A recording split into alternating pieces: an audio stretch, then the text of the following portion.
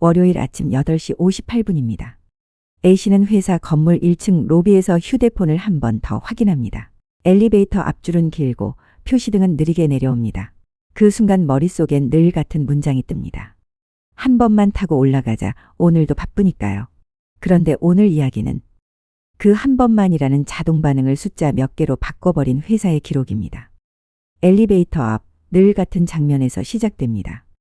A씨는 평범한 직장인입니다. 하루 종일 앉아있고 회의가 이어지고 눈이 뻑뻑해지면 커피를 한 잔 더 마십니다. 운동이 부족한 건 알지만 퇴근하면 기운이 남아있지 않습니다. 그런데 A씨가 제일 자주 하는 말이 하나 있었습니다. 운동은 시간이 있어야 합니다. 이 말이 틀린 건 아닙니다. 다만 문제는 시간이 아니라 환경일 때가 많습니다. 사건은 계단에서 터지지 않았습니다. 사건은 엘리베이터 앞에서 시작됐습니다. 어느 날 점심시간, 엘리베이터가 늦게 오고 사람들은 자연스럽게 휴대폰을 봅니다. 그때 누군가가 농담처럼 말합니다. 가면 되잖아. 다들 웃습니다. 그리고 아무도 움직이지 않습니다. 여기서 중요한 질문이 하나 생깁니다. 사람들은 계단이 좋다는 걸 모르고 있을까요? 아닙니다. 대부분 알고 있습니다. 그런데도 안 하는 이유는 간단합니다. 계단은 손해처럼 느껴지기 때문입니다. 숨차고 다리 아프고 땀 날 것 같고 무엇보다 내가 지금 뭘 얻는지가 바로 보이지 않습니다. 즉, 문제는 의지가 아니라 즉시 보상입니다. 계단의 숫자만 적었을 뿐인데 A씨가 한 일은 아주 단순합니다. 계단 입구와 계단 벽면에 큰 글씨로 층수 숫자를 적기 시작합니다. 2층, 3층, 4층, 그리고 층수 옆에 아주 짧은 문장을 붙입니다. 여기까지 오신 분 이미 시작하셨습니다. 3층이면 오늘의 첫 승리입니다. 5층이면 엘리베이터 한 번 덜 탔습니다. 거창한 운동 캠페인이 아닙니다. 계단 이용 바랍니다 같은 훈계도 아닙니다. 그냥 지금 내가 어디까지 왔는지 눈으로 보이게 만든 겁니다. 이게 왜 먹히느냐? 사람은 고통을 피하는 동물이기도 하지만 그보다 더 강력한 본능이 하나 있습니다. 진척을 좋아합니다. 진척이 보이면 몸이 따라옵니다. 사람은 동기보다 단서에 먼저 반응합니다. 이런 개입을 행동과학에서는 흔히 결정 시점 유도라고 부릅니다. 딱 선택하는 그 순간에 계단이라는 선택지를 더 쉽게 떠올리게 만드는 겁니다. 이 방식은 공중보건 영역에서도 효과 근거가 축적되어 계단 선택을 늘리는 데 효과가 있다는 근거가 강하다는 권고가 나온 바 있습니다. 핵심은 이겁니다. 사람을 설득하려고 길게 설명하지 않았습니다. 그냥 선택 순간에 보이게 했습니다. 숫자는 감시가 아니라 게임판이 됩니다. 여기서 많은 분들이 걱정하십니다. 회사에서 저런 거 하면 감시 같지 않나요? 그런데 A씨가 붙인 건 누가 몇 층 올랐는지 기록하는 장치가 아닙니다. 그냥 층수 숫자입니다. 경쟁이 아니라 자기 기준의 진척입니다. 인간은 이상하게도 운동하세요보다 3층까지 왔습니다가 더 잘 움직입니다. 왜냐하면 전자는 숙제고 후자는 완료이기 때문입니다. 완료는 뇌가 좋아합니다. 완료는 부담을 줄이고 다음 행동을 쉽게 만듭니다. 비슷한 실험은 다른 곳에서도 반복됩니다. 예를 들어 싱가포르의 대중교통 공간에서도 에스컬레이터 대신 계단을 떠올리게 만드는 결정 시점 안내 표지, 문구를 적용해 계단 이용을 늘릴 수 있는지 평가한 연구가 보고돼 있습니다. 장소가 달라도 공통점은 같습니다. 운동하라가 아니라 계단이라는 선택을 더 잘 보이게 만들었다는 점입니다. 그래서 건강이 실제로 달라졌냐가 핵심입니다. 여기서부터가 진짜 중요합니다. 계단을 이용했다고 해서 모두가 갑자기 러닝을 시작하는 건 아닙니다. 그런데도 의미가 큰 이유가 있습니다. WHO는 성인 기준으로 주당 중강도 150에서 300분 수준의 신체 활동을 권고합니다. 이 숫자만 보면 멀게 느껴집니다. 하지만 계단은 다릅니다. 계단은 따로 시간 내는 운동이 아니라 원래 하던 이동에 붙는 짧은 활동입니다. 즉 부담이 적고 반복이 쉬우며 쌓이면 커집니다. A씨가 중간에 딱 한 번 깨닫는 순간이 있습니다. 어느 날 오후 A씨가 습관처럼 간식 서랍을 열려다가 멈춥니다. 왜지? 똑같이 바쁜 하루였는데. 계단을 타고 올라온 뒤에는 그 입이 심심한 느낌이 조금 줄어든 겁니다. 여기서 A씨는 하나를 배웁니다. 사람이 간식을 찾는 이유는 배고픔만이 아니라 피로, 답답함, 멍함 같은 감정 신호일 때가 많다는 걸 말입니다. 계단 몇 층이 인생을 바꾸진 않습니다. 하지만 몸의 신호를 살짝 바꿔놓을 수는 있습니다. 그 작은 차이가 하루를 덜 무너뜨립니다. 이 이야기를 우리 회사에 적용한다면 여기서부터는 실행편입니다. 복잡하게 시작할 필요가 없습니다. 첫째, 숫자를 진척으로 보이게 합니다. 3층, 5층, 7층, 그리고 옆에 한 문장만 둡니다. 여기까지면 충분히 잘하고 있습니다. 둘째, 문장은 짧고 단정하지 않게 합니다. 무조건 계단 같은 말 대신 가능하면 계단, 오늘 한 번만 계단, 이 정도가 좋습니다. 셋째, 선택 순간에 붙입니다. 계단 안쪽이 아니라 엘리베이터 버튼 옆이 핵심입니다. 선택이 벌어지는 자리에서 사람이 움직입니다. 넷째, 죄책감 대신 성취감을 줍니다. 사람은 혼날 때 움직이지 않습니다. 됐다 하는 느낌이 들 때 움직입니다. 마지막 반전. 여기서 마지막 반전이 하나 있습니다. 계단 이용률이 늘었다고 해서 사람들의 의지가 갑자기 강해진 게 아닙니다. 의지는 비슷합니다. 피곤함도 비슷합니다. 바쁜 것도 비슷합니다. 달라진 건 하나입니다. 보이게 했다는 것. 진척을 눈으로 확인하게 했다는 것. 선택을 더 쉽게 만들었다는 것. 그래서 결론도 깔끔합니다. 사람을 바꾸려 하지 말고 사람이 선택하는 환경을 조금 바꾸는 것입니다. 그게 계단의 숫자만 적었을 뿐인데 회사가 달라진 이유입니다. 회사에 물 마시기 타이머를 달았을 뿐인데 두통 피로감이 줄고 간식이 줄어든 아주 단순한 개입 실험. 오후 3시쯤이 되면 이상하게 머리가 무거워지는 날이 있습니다. 눈은 떠 있는데 화면이 잘 안 들어오고 목 뒤가 뻣뻣해지고 이유 없이 예민해지기도 합니다. 그럴 때 사람들은 보통 이렇게 해결합니다. 커피 한 잔을 더 마시거나 달달한 간식을 하나 집어들거나 잠깐 멍하게 휴대폰을 보면서 시간을 넘깁니다. 그런데 어느 날 A씨가 다니는 회사에서 아주 단순한 규칙이 생겼습니다. 1시간에 한 번, 물 한 번. 거창한 복지가 아니라 사내 메신저에 뜨는 알림도 아니고 누가 감시하는 것도 아니었습니다.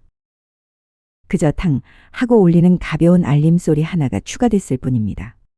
처음엔 다들 웃었습니다. 우리가 화분도 아니고 물을 시간을 맞춰 먹나. A씨도 솔직히 그렇게 생각했습니다. 그런데 이 작은 장치가 이상하게도 사람들의 오후를 바꾸기 시작했습니다. 첫 주에는 부작용부터 눈에 띄었습니다. 화장실을 더 자주 가게 됩니다. 회의 중에 목이 마르다는 걸 자꾸 의식하게 됩니다. 그러다 보니 나는 원래 물을 이렇게 안 마셨나 라는 생각이 들기 시작합니다. A씨는 그때 처음 깨닫습니다. 목이 바짝 마르지 않아도 몸이 이미 조용히 부족해지고 있을 수 있다는 걸 말입니다. 그리고 2주쯤 지나자 변화가 조금씩 눈에 띄게 나타납니다. A씨는 오후에 습관처럼 먹던 초콜릿을 덜 찾게 됩니다. 두통이 완전히 사라졌다까진 아니어도 자주 오던 묵직함이 확실히 줄어듭니다. 집중이 깨지는 횟수가 줄고 짜증이 올라오는 빈도가 줄어듭니다. 신기한 건 업무가 갑자기 쉬워진 게 아니라는 점입니다. 일은 똑같이 많은데 몸이 덜 끌려다니는 느낌입니다. 여기서 질문이 하나 생깁니다. 물 알림 하나로 왜 이런 변화가 생기는 걸까요? 정답은 단정할 수 없지만 과학이 설명해주는 가능한 이유는 분명히 있습니다. 그리고 그 이유는 의외로 대단한 건강 비법이 아니라 몸의 기본 설계와 관련이 있습니다. 첫 번째는 가벼운 탈수가 생각보다 빠르게 기분과 집중을 건드린다는 점입니다. 사람은 심하게 탈수돼야만 문제가 생기는 게 아닙니다. 수분이 조금만 부족해도 피로감이나 멍함 같은 신호가 먼저 올라올 수 있습니다. 실제로 한 연구에서는 평소 물을 적게 마시던 성인에게 물 섭취를 늘리거나 줄이는 방식으로 변화를 관찰했습니다. 그 결과 물을 더 마시게 한 그룹에서 피로가 줄어드는 경향이 보고됐고 반대로 물을 줄인 그룹에서는 피로감과 혼란감 같은 변화가 관찰됐습니다. 이 얘기가 의미하는 건 단순합니다. 나는 원래 피곤한 체질이라고 생각했던 날들 중 일부는 몸이 수분 부족을 피로로 번역해 보여준 장면일 수 있다는 뜻입니다. 두 번째는 갈증이 배고픔처럼 느껴질 수 있다는 점입니다. A씨가 간식을 덜 찾게 된 이유는 의지가 갑자기 강해져서가 아닐 수도 있습니다. 우리는 배가 고프면 배가 꼬르륵거릴 거라고 믿지만 현실은 훨씬 교묘합니다. 가벼운 수분 부족 상태에선 몸이 먼저 신호를 불안, 초조, 집중 저하 같은 형태로 띄우기도 합니다. 그때 사람은 그 불편함을 빨리 끄고 싶어서 가장 쉬운 버튼을 누릅니다. 그 버튼이 대개 달고 짠 간식이거나 카페인입니다. 왜냐하면 그 음식들은 뇌에 즉시 보상을 주기 때문입니다. 짧게 기분이 올라가고 순간적으로 머리가 맑아지는 느낌이 듭니다. 하지만 그 뒤에 더 빨리 꺼지는 경우가 많습니다. 그래서 다시 찾게 되고 다시 반복됩니다. A씨가 깨닫는 지점이 여기입니다. 내가 간식을 찾았던 건 진짜 배고픔이 아니라 불편함 해소였을 수 있겠구나. 이 깨달음이 생기면 대처가 바뀝니다. 간식 대신 물 한 모금을 먼저 넣어보고 10분만 지켜보는 쪽으로 말입니다.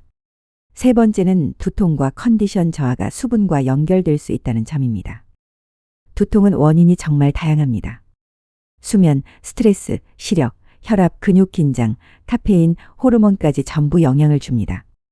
그런데도 많은 연구들이 물 섭취를 바꾸는 개입이 어떤 사람들에게는 도움이 될 가능성을 이야기합니다.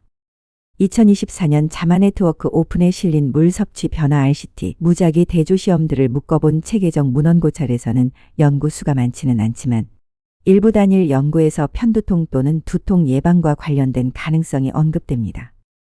여기서 중요한 포인트가 있습니다. 물만 마시면 두통이 해결된다가 아니라 특정 조건의 사람에게는 물 섭취를 늘리는 게 두통 관리의 한 조각이 될 수 있다는 정도가 현재 증거가 말하는 결입니다. 그래서 A씨의 두통이 줄어든 것도 만능 해결이 아니라 가능한 원인 하나를 줄인 결과일 수 있습니다. 네 번째는 알림이 몸이 아니라 행동을 바꾼다는 점입니다. 사람은 좋은 습관을 몰라서 못하는 게 아닙니다. 대부분은 알지만 바쁠 때 잊어버립니다. 특히 물 마시기는 그렇습니다. 갈증이 극대화되기 전까지는 우선순위가 계속 밀립니다. 그래서 물은 의지가 아니라 환경이 좌우하는 습관이 됩니다. 이 부분을 실제로 보여주는 연구도 있습니다. 2022년 연구에서는 앱과 스마트 컵을 활용한 물 섭취 개입을 진행했는데 참가자들이 매일 목표량에 맞게 마실 수 있도록 기술 기반 알림과 기록을 사용했습니다. 그 결과 개입군에서 물 섭취량이 증가했고 일부 건강 지표와 생활 습관 지표 변화도 함께 관찰됐습니다. 연구가 딱 회사 타이머와 동일하진 않지만 핵심은 같습니다. 마시자라는 의지가 아니라 마실 타이밍을 떠올리게 하는 장치가 행동을 바꾸고 그 행동이 몸의 체감을 바꿀 수 있다는 점입니다. 이제 A씨의 회사로 다시 돌아가 보겠습니다. A씨는 어느 순간부터 알림 소리가 울리면 물을 벌컥 마시지 않습니다. 그냥 한두 모금만 마십니다. 대신 꾸준히 반복합니다. 이 방식이 중요한 이유가 있습니다. 물 마시기를 스트레스로 만들지 않기 위해서입니다. 물은 건강을 위한 벌칙이 아니라 몸의 운영비 같은 것이기 때문입니다. 그리고 여기서 사람들이 가장 궁금해하는 질문이 나옵니다. 그럼 얼마나 마셔야 합니까? 정답 하나로 단정하기는 어렵습니다. 사람마다 체중도 다르고 활동량도 다르고 커피 섭취도 다르고 땀도 다릅니다. 게다가 물 섭취에 대한 연구들도 조건이 다양합니다. 그래서 숫자보다 중요한 건 내 몸이 보내는 패턴을 읽는 쪽입니다. A씨가 쓰는 방식은 이렇습니다. 아침에 출근해서 자리에 앉으면 일 시작하기 전에 한 번 마십니다. 점심 먹고 돌아와서 자리에 앉을 때 또 한 번 마십니다. 오후에 알림이 울리면 회의가 아니면 한두 모금을 넣습니다. 이렇게 하면 폭발적인 변화는 없지만 몸이 조용히 안정됩니다. 이쯤에서 현실적인 체크 포인트도 덧붙이는 게 좋습니다. 물을 마시는데도 피곤이 심하게 지속되거나 두통이 새로 생기거나 어지럼이 반복되거나 가슴이 두근거리거나 증상이 일상에 큰 영향을 준다면 그건 수분만의 문제가 아닐 수 있습니다. 특히 복용 중인 약이 있거나 심장 관련 질환이 있거나 부종이 잘 생긴다면 물 섭취를 무작정 늘리는 방식은 피하는 것이 안전합니다. 이 경우에는 개인 상황에 맞춘 점검이 필요합니다. 그럼에도 대부분의 사람에게 적용 가능한 혼란 없는 실험은 가능합니다. A씨 회사가 했던 방식처럼 복잡한 규칙 말고 아주 단순하게 시작하는 겁니다. 방법은 3단계로 충분합니다. 첫째, 타이머는 벌칙이 아니라 기억장치로 쓰는 겁니다. 알림이 울리면 반드시 마셔야 한다가 아니라 알림이 울리면 내 목과 머리를 한번 체크한다로 바꾸는 겁니다. 그 다음에 목이 마르거나 머리가 무겁다면 한두 모금을 넣습니다. 둘째, 물병의 위치를 손이 가는 곳으로 옮깁니다. 서랍 안, 가방 속, 책상 아래는 물을 안 마시게 만드는 위치입니다. 화면 옆, 키보드 옆, 마우스 옆처럼 시선에 걸리는 곳이 좋습니다. 습관은 기억이 아니라 시선에서 시작되는 경우가 많습니다. 셋째, 간식이 당길 때 먼저 10분 규칙을 씁니다. 바로 참는 게 아닙니다. 먼저 물 한두 모금을 마시고 10분만 기다립니다. 그럼에도 배가 고프면 그때 먹습니다. 이 방식은 의지 싸움이 아니라 신호를 구분하는 연습이 됩니다. A씨가 말하길 20분이 쌓이면서 내가 진짜 먹고 싶은 건지 그냥 지친 건지가 구분되기 시작했다고 합니다. 마지막으로 이 이야기의 핵심을 한 문장으로 정리하면 이렇습니다. 물 타이머는 사람을 바꾸는 장치가 아니라 사람들이 자기 몸의 신호를 다시 듣게 만드는 장치일 수 있습니다. 그리고 많은 경우 몸은 조용히 보상합니다. 두통이 덜 오고 오후가 덜 무너지고 간식이 덜 끌리고 기분이 덜 흔들립니다. 그 변화가 드라마처럼 크지 않아도 매일이 편해지는 쪽이라면 충분히 가치가 있습니다. 오늘 책상 옆에 물을 놓는 것부터 시작해 보시겠습니까? 그리고 알림이 울릴 때마다 지금 내가 필요한 건 당인가, 수분인가를 한 번만 확인해 보시겠습니까?